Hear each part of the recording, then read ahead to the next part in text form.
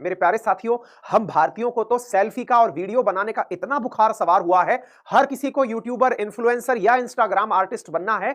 वो किसी भी घटना को, अगर उसका कोई करीबी भी मर रहा हो तो पहले वो उसका वीडियो बनाएगा। आजकल लोग दाह संस्कार तक को नहीं छोड़ रहे हैं। लोग अंतिम यात्राओं को मोबाइल में इस तरह कैद कर रहे हैं जैसे वो खुद अमर हो गए हैं। लेकिन आप जरा इस तस्वीर को देखें, हमने अपने ट्विटर पर आज इसे साझा किया था। आप जैसे इसे देखें, कैबिन क्रू के द्वारा बातें बताई जा रही हैं, बाहर आग लगी है। अक्सर हमारे घर वाले, जब हम बहुत ज्यादा एक्साइटेड होते हैं, हम बहुत ज्यादा विचलित होते हैं, तो हमारे घर वाले ताने में एक लाइन बोलते हैं, आपके भी घर में शायद बोलते हो, कि अरे कहीं आग लगी है क्या। अरे हाँ, तो सच में आग लगी है भाई। जापान के इस जहाज में तो सच में आग लगी है। लेकिन फिर भी ये लोग इतना पेशेंस के साथ कैसे बैठे हैं यार।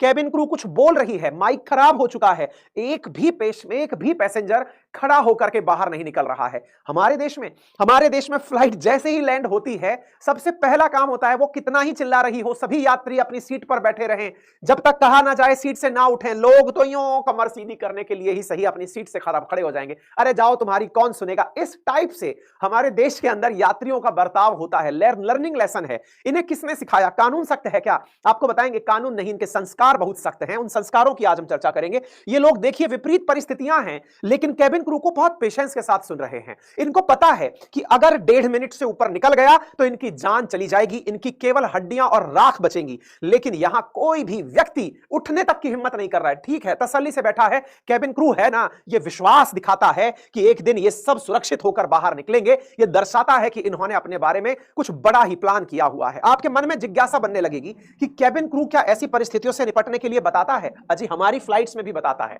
लेकिन जब हमारी फ्लाइट्स में कैबिन क्रू बता रहा होता है कि हमारे 2 सेफ्टी द्वार आगे हैं, 2 पीछे हैं, 2 बीच में हैं, सब लोग सोच रहे होते हैं कि अरे छोड़िए, क्या सुनना इनको, हमको कौन सी आपदा आ रही है। दुनिया भर के जो एक्सपर्ट्स हैं वो बैठ करके इस विषय पर चर्चा कर रहे हैं कि आफ्टर ऑल इन लोगों ने ऐसा कर कैसे दिया। दुनिया में साथियों ऐसी 2 बड़ी घटनाएं हुई हैं। जिस समय 1977 के अंदर एक 2 जहाज आपस में टकरा गए थे, टकराने से 583 लोग मारे गए थे। घटना स्पेन की थी। ठीक इसी प्रकार से 1985 में टोक्यो के ही हानेडा एयरपोर्ट पर भी ऐसी ही एक घटना हुई थी। 524 में से मात्र 4 लोग बचे थे।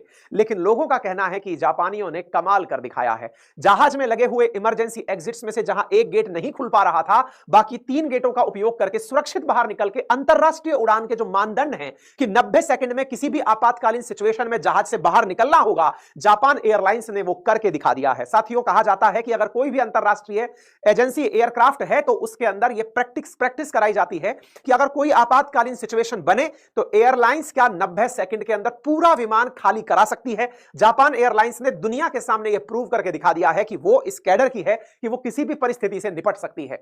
साथियों, यहां इंटरेस्टिंग बात यह है कि कैबिन क्रू को इस तरह की ट्रेनिंग दिए जाने का प्रोटोकॉल है। यहां पर यह सारी ट्रेनिंग बखूबी दी गई, यानी कि लर्निंग लेसन नंबर 3 कि जो ट्रेनिंग दी जाए उसे प्रॉपर तरीके से लिया जाना जरूरी है। यहां पर बैठने वाले यात्रियों को विमान में बैठने से पहले ऐसी इमरजेंसी सिचुएशन से निपटने के बारे में वीडियो दिखाया जाता है। लोग उसे शब्दशः पालन कर रहे थे। यहां तक की बात चर्चा में है कि यहां के कैबिन क्रू ने कितना पेशेंस के साथ इस कार्य को एग्जीक्यूट किया। संभवतः नीरजा टाइप की फिल्म कभी इन कैबिन क्रू के ऊपर भी बनेगी, जिन्होंने प्रॉपर तरीके से यात्रियों का मार्गदर्शन किया, पेशेंस के साथ पहले यात्रियों को बाहर निकाला और फिर खुद बाहर निकल के आई। ये कठोर ट्रेनिंग के दौरान दिए गए उनके लर्निंग लेसन ही हैं जिसकी वजह से ये सब बातें हुई। अब ये तो तात्कालिक कारण थे कि यहां पर पैसेंजर निकले, लेकिन साथ में अपने सामान लेकर नहीं उतरे। कैबिन क्रू की बात सुनी, कोई कैमरा नहीं चला रहा था, कोई भी बकवास नहीं कर रहा था। लेकिन इन सबसे ऊपर भी यहां के संस्कारों की बात होती है। कहते हैं, मैंने स्टार्टिंग में भी कहा था कि व्यक्ति के व्यक्तित्व का विश्लेषण आपातकाल में होता है, मुसीबत में होता है। सामान्य परिस्थितियों में हर व्यक्ति बहुत अच्छा होता है।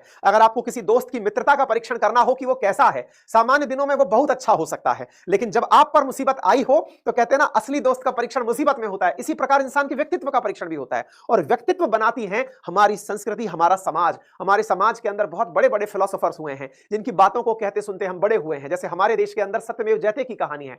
हमारी फिलोसफी में कहा जाता है कि प्राण जाए पर वचन ना जाए। हमारे यहां पर वचन को बहुत बड़ी बात माना गया है। हमारे देश में सत्य के लिए सत्य, अहिंसा, अस्त्य जैसे व्रत दिए गए हैं। हमने यहां पर अहिंसा को परम धर्म माना है। यह हमारे देश की फिलोसफीज हैं। ऐसे यहां पे जापान की फिलोसफी में एक फिलोसफी है जिसका नाम है गमन की फिलोसफी। कहते हैं कि यहां पर असली व्यक्तित्व का परीक्षण तो तभी होता है जब इंसान की परिस्थितियां प्रतिकूल होती हैं। यहां पर अनुशासन में सिखाया ही यह जाता है कि मानव को अपनी मानसिक और भावनात्मक ताकत के रूप में अपने आप को मुसीबत के समय, मुश्किल के समय ही वो कैसे खुद को डील करता है, वो उसके व्यक्तित्व का सबसे सफल परीक्षण है। यानी कि हम अपने बच्चों को शिक्षा दे रहे हैं XYZ की, कुछ भी आप ऐसा करिए, ये मत करिए, ऐसा मत बोलिए, ये मत करिए, ये शिक्षा दे रहे हैं बच्चों को एंड्योरेंस की, दृढ़ता की। ये बच्चों को सिखा रहे हैं कि आपके अंदर किस प्रकार से रेजिलियंस आएगा, डिटर्मिनेशन आएगा, विपरीत परिस्थितियों में बिना शिकायत के, बिना हार माने डटे रहने की क्षमता कैसे विकसित की जाए। जापान के कल्चर में बच्चों को यह सिखाया जाता है। यानी विपरीत परिस्थितियां हो तो भी अपने पेशेंस को बरकरार रखिए। इससे समझने में आपको बहुत लाभ मिलेगा।